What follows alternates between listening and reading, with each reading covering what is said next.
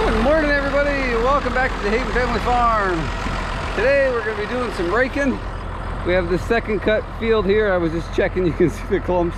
Just checking the hay. There's no dew on it. We got a nice breeze, 80 some degrees today. So we're going to go ahead and get it rolled up and let it sit just a little bit in case there's any little spots in it. It gets kind of thin up on top. It's a little thicker here on the bottom, so I think we'll be okay. But today we're going to be using our old Kuhn Rotary Rake.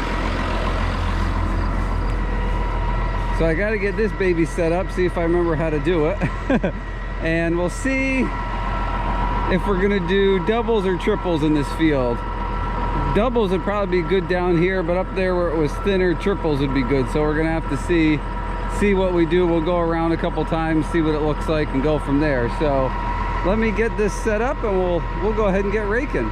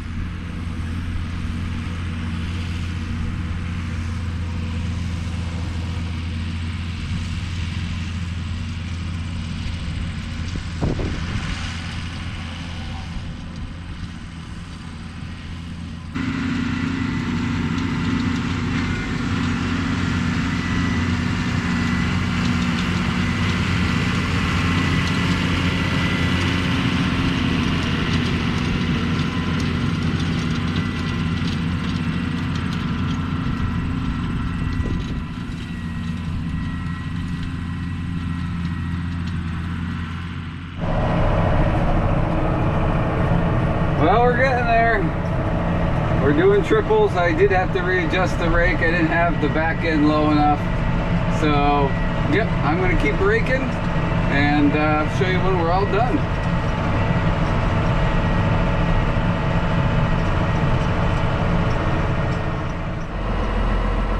Well, there we go. She's all raked up.